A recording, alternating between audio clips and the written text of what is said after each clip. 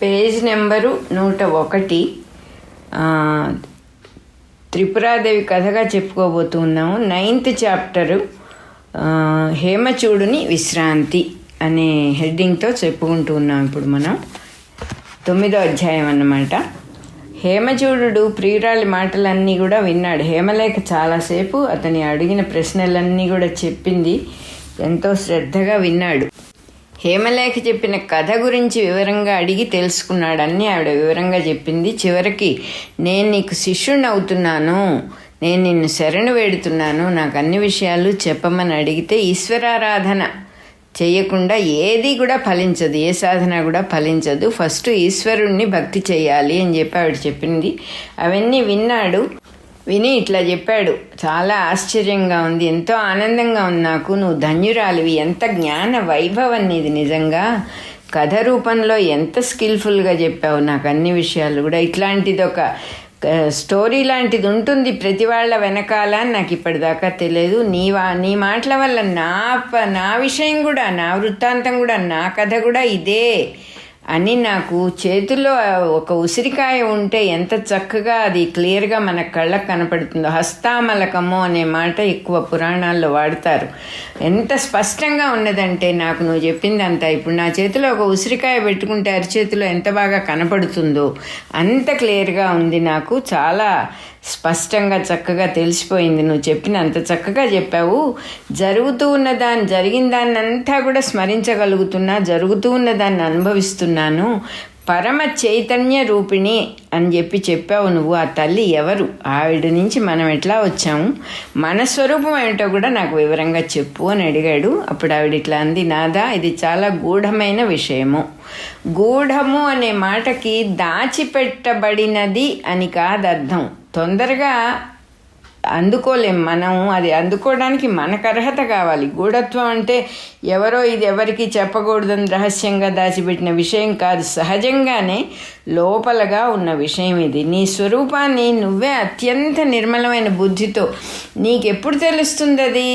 నీళ్లు ఎట్లా అయితే బురదగా ఉంటాయో లోపల ఉన్న వస్తువు కనపడదు కదా, ఆ బురదనంతా తీసేస్తే లోపల ఉన్న వస్తువు కనపడుతుంది. నీళ్లు నిర్మలమైనప్పుడు అడుగున ఏదన్నా పడేసినా కూడా కనపడుతుంది మనకి. ఆ రకంగా మనస్సు మనకందరికీ కూడా వేరే వేరే విషయాల్లో బాగా పాతుకుపోయినందువల్ల, ఆ విషయ కల్మషం వల్ల మనకు లోపల ఉన్నటువంటి ఆత్మవస్తువు కనపడట్లేదు.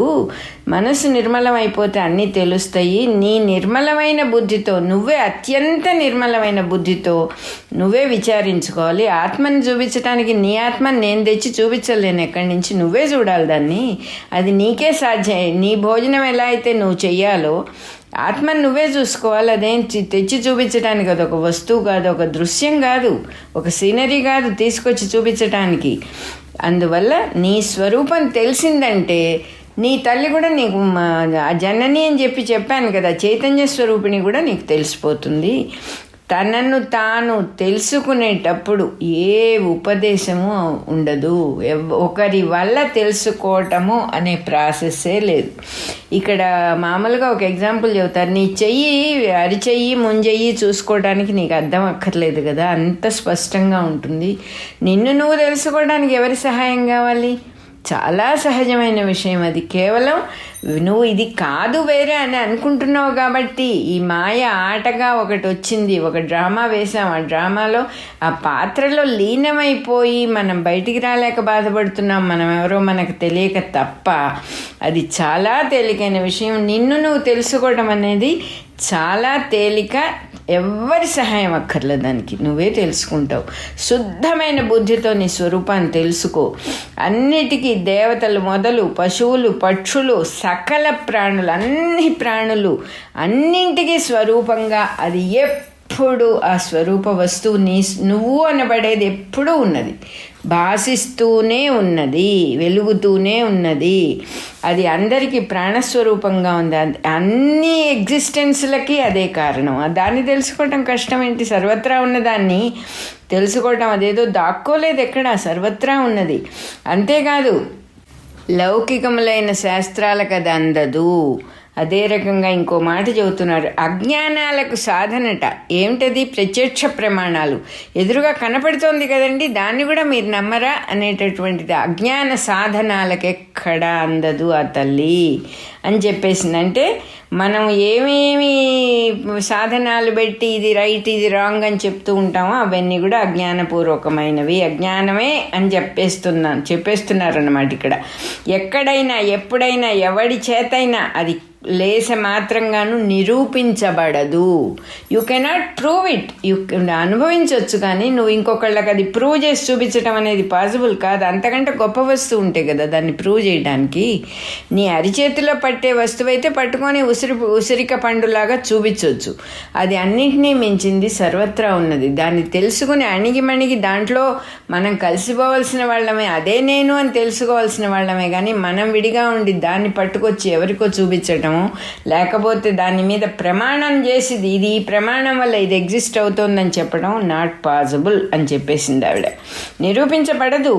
నా స్వరూపాన్ని నాకు చూపించు అని నువ్వు అడగడం ఎట్టా ఉందంటే, నా కంటిని నాకు చూపించవా అని అడిగినట్టుగా ఉంది. ఎంత గొప్ప గురువైనా సరే నీ కన్ను తెచ్చి నీకెట్ట చూపిస్తాడు? జరగదు కదా. కానీ చక్కని ఉపాయం ఉంది, అది నేను చెప్తాను నీకు. ఆ ప్రకారం నువ్వు చేస్తే నీకే తెలిసిపోతుంది. ఇది నాది ఇది నాది అని బుద్ధి అనేక విషయాల్లో భాషిస్తూ ఉంటుంది. ఏది చూసినా ఇది నాది కదా, అది నాది కదా అనిపిస్తూ ఉంటుంది. ఆ విషయాలు నీకు అట్లా అనిపించే విషయాలు ఏవి నీ స్వరూపం కాదు. నాది అనే దాంట్లో నీ స్వరూపం లేదు. అన్నిటినీ ఎలిమినేట్ చేసి పడేసేయి. ఏదేది నాది నాది అనిపిస్తుందో అవన్నీ తీసేసేయి అని చెప్పి ఇంకా ఏం చెప్పిందంటే, నీకు కొన్ని తోసేసిన తర్వాత తోసేయటానికి వీల్లేని నీ స్వరూపం కనిపిస్తుంది నీకు. కాబట్టి ఏకాంతంలో కూర్చొని నాది నాది అని అనిపించే ప్రతి విషయాన్ని తోసేసేయి. ఇప్పుడు నన్ను గురించే చూడు, నువ్వు ఈవిడ నా భార్య అని నన్ను గురించి అనుకుంటున్నావు కదా. నా అనేది నాది అనేది ఒకటే కదా. భార్యా సంబంధం వల్ల నేను నీకు ఎంత ఆత్మీయురాలనైనా కూడా, నీకు నా యందు ఎంత ప్రేమ ఉన్నా కూడా నీ స్వరూపంలో నేను లేను. తీసి పక్కన పడేసేయి. అట్లాగే నాది అని అనిపించే సర్వాన్ని వదిలేసేసి కంప్లీట్గా ఎలిమినేట్ చేసేసి, ఇంకా ఫైనల్గా నువ్వు దేన్ని ఒక వస్తువు వస్తుంది నీ మనసులోకి, దాన్ని నువ్వు వదలలేవు, అది నిన్ను విడిచిపోదు. అదే నీ స్వరూపము. అట్లాంటి నీ స్వరూపాన్ని తెలుసుకొని పరమశ్రేయస్సుని పొందు నాథా అని చెప్పేసింది. ఎంత అద్భుతంగా ఎంత సింపుల్గా చెప్పిందో. నా ఒక ఉపాయం చెబుతానంది. నాది నాది అనిపించేవన్నీ తీసేస్తే ఉండేది నువ్వే. తీసేయటం అంటే ఏంటి? వస్తువులు బయట పారేయటం కదా. చోట ధ్యానంలో కూర్చుంటున్నాడు ఆయన. ధ్యానంలో కూర్చున్నప్పుడు స్థిమితంగా నాది అని, ఇది నేను కాదు ఇది నేను కాదు ఇది నేను కాదని మనకి శంకరాచార్యుల వారి నిర్వాణ షట్కం ఉంది కదా. మనోబుద్ధి అహంకార చిత్తాని నాహం అని ఆయన చెప్పారు. మనస్సు కాదు బుద్ధి కాదు అంటే, ఇది నా బుద్ధి ఇది నా మనస్సు ఇది నాది అనిపించేవన్నీ తీసి పక్కన పడేసేస్తే అహం నిర్వికల్పో నిరాకార రూపో విభుత్వాచ్చ సర్వత్ర సర్వేంద్రియాణం నవాబంధనం నైవ ముక్తిర్న బంధ చిదానంద రూప శివోహం శివోహం.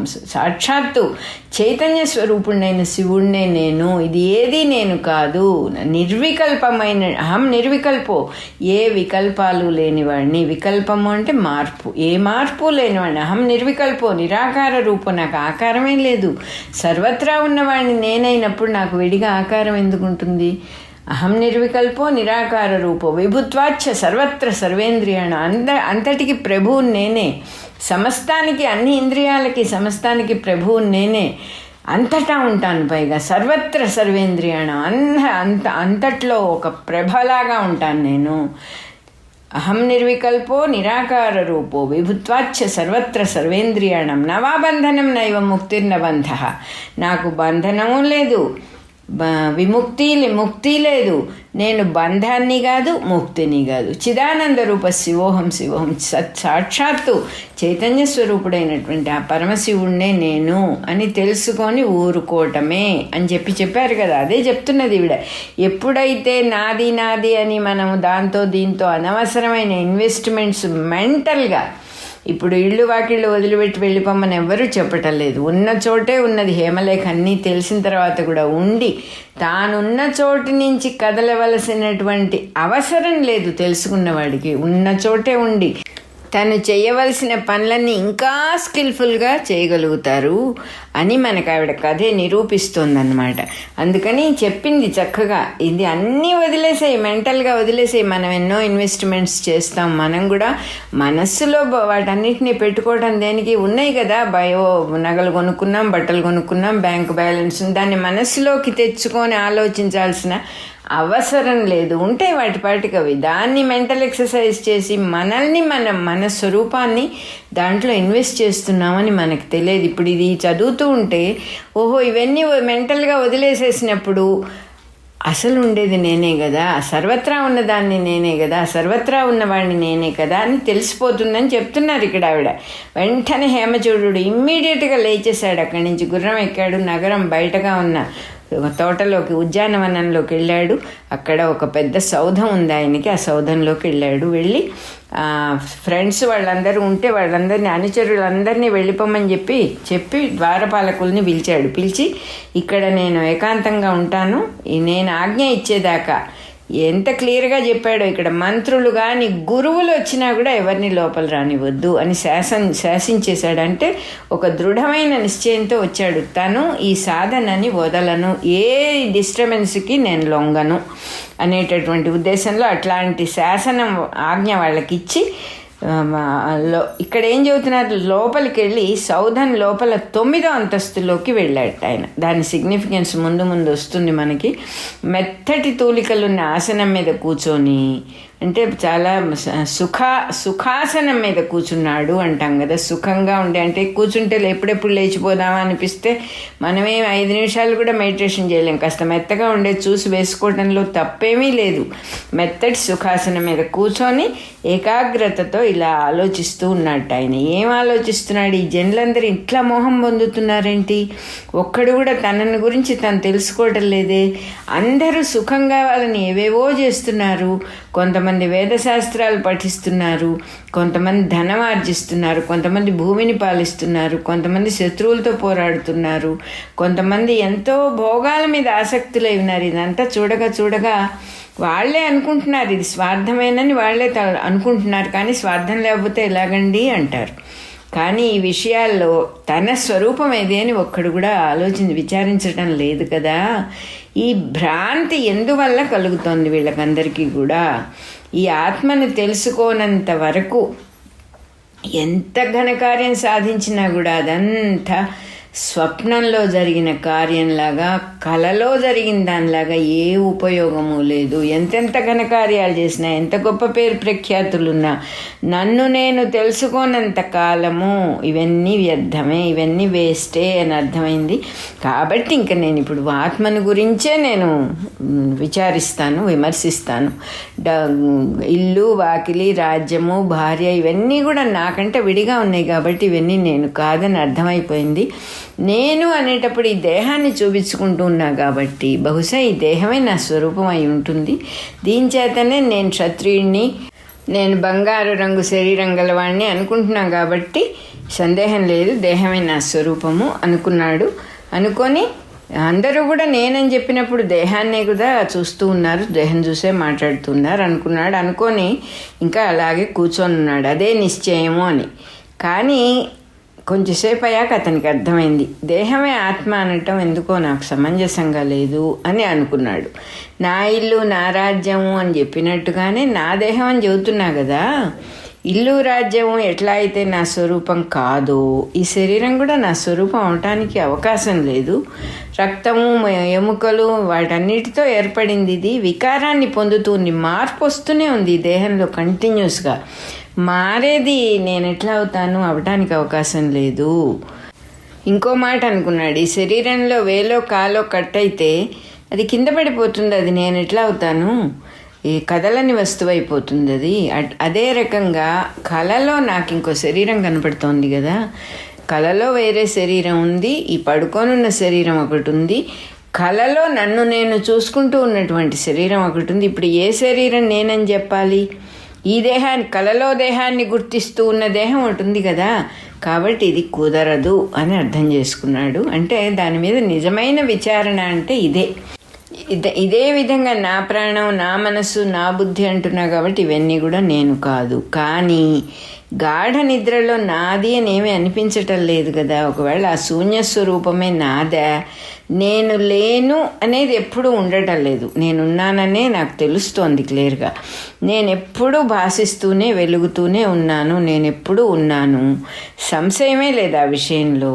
అంటే దాన్ని పాండవరవర్ చేస్తున్నాడు ఆయన. మనకి అంత నిశ్చయంగా మనం చెప్పలేం ఎప్పుడు ఉన్నానా నేను అనేది. మనం అంతగా దాని మీద ఎప్పుడు దృష్టి పెట్టాం, కానీ దృష్టి పెడితే తెలుస్తుంది. ఎప్పుడూ ఉన్నాం మనం, ఎప్పుడు ఇప్పుడే అన్నట్టుగా ఎప్పుడూ ఉన్నాం మనం లేనటువంటి సందర్భమే లేదు అసలు. ఆయనకు అది ఆ విషయం అర్థమైందన్నమాట. నేను ఎప్పుడూ ఉన్నాను, సంశయమే లేదు. కాబట్టి అయినా కూడా నా స్వరూపం నాకు తెలియబోవడానికి కారణం ఏంటి? దేనివల్ల నా స్వరూపం నాకు సరిగా కనపడుతుంది? ఈ చెవితో వినే వాటి వల్ల వినపడదు. అట్లాగే స్పర్శ, ఈ పంచేంద్రియాల వల్ల దేన్ని గ్రహిస్తున్నానో అవన్నీ కూడా ఆత్మని తెలియచేయలేవు నాకు అని అర్థమైపోయింది అతనికి. అసలు ఇవన్నీ నిరంతరం నా మనసులో వచ్చి కూర్చుంటున్నాయి కాబట్టి అసలు వస్తువు నాకు తెలియటం లేదేమో, వీటన్నిటినీ నేను ఆపేస్తాను, ఏ ఆలోచన చేయకుండా ఊరికే కూర్చుంటాను అని నిశ్చయం చేసుకొని అప్పుడైతే నా స్వరూపం నాకు కనపడవచ్చు అనుకున్నాడు. అట్లా అనుకొని మనసులోకి ఏ విషయం రాకుండా చేసి మెదలకుండా కూర్చున్నాడు. అప్పుడు వెంటనే ఆయనకి గాఢాంధకారం కనిపించింది. గాఢాంధకారం అంటే కటిక చీకటి, ఇంకా చీకటి తప్ప ఇంకేమీ లేని స్థితి వచ్చింది. చాలా సంతోషపడ్డాడు. ఇదే నా స్వరూపం అయితే నాకు తెలిసిపోయింది అనుకున్నాడు, సంతోషపడ్డాడు. కానీ ఒక క్షణంలో ఆ సంతోషం కూడా పోయింది. ఎందువల్లంటే ఇది నా చేత చూడబడుతోంది కదా, నా స్వరూపం ఎట్లా అవుతుంది? What you perceive cannot be your self అని అంటారు మనకి ఎక్కడోలే. అట్లా నా చేత చూడబడేది నేను ఎట్లా అవుతాను? నేను చూస్తున్నాను అన్నప్పుడు నేను విడిగా ఉన్నా కదా. సో ఇది కూడా నేను కాదు, ఇంకా నేను మనసులోకి చీకటిని కూడా రానివ్వను అనే ఒక దృఢమైన సంకల్పం చేసుకున్నాడు. ఎప్పుడైతే ఇట్లాంటి దృఢమైన సంకల్పం చేసుకున్నాడో విపరీతమైన తేజస్సు కనపడింది అతనికి. ఎంత తేజస్సు అంటే చెప్పలేనంత తేజస్సు. వెంటనే బయటకు వచ్చేసాడు. ఆ మనస్సు యొక్క నిరోధాన్ని వదిలి బయటకు వచ్చేసాడు. తపస్సులో కూర్చున్న వాడికి, మెడిటేషన్లో కూర్చున్న వాడికి ఏమేం జరుగుతాయో ఇక్కడ చాలా చక్కగా చెప్తూ ఉన్నారు. అంటే మనం గట్టి నిర్ణయం చేసుకుని నేను అటు ఇటు చూడను, ఏమి ఆలోచించను అని కూర్చుంటే చీకటి కనపడింది. చీకటిని కూడా చూడను అనుకున్నాం. అప్పుడు వెలుగు కనపడింది. వెలుగు అంటే మనం అనుకోని వస్తువు కనపడంగానే మళ్ళీ ఆ తపస్సులోంచి, ఆ ధ్యానంలోంచి బయటకు వచ్చేస్తాం. బయటకు వచ్చాడు, వచ్చి చూశాడు. అరే ఇందాక చీకటిగా కనిపించింది, ఇప్పుడు తేజస్సుగా వచ్చిందే, రకరకాలుగా ఉందే, అయినా మళ్ళీ చూస్తాను అనుకొని మళ్ళీ కూర్చున్నాడు. చాలాసేపు నిద్రపోయాట పాపం. అట్లా జరుగుతుంది మనకు కూడా. మనం నిద్రపోయామని మనకు తెలియదు.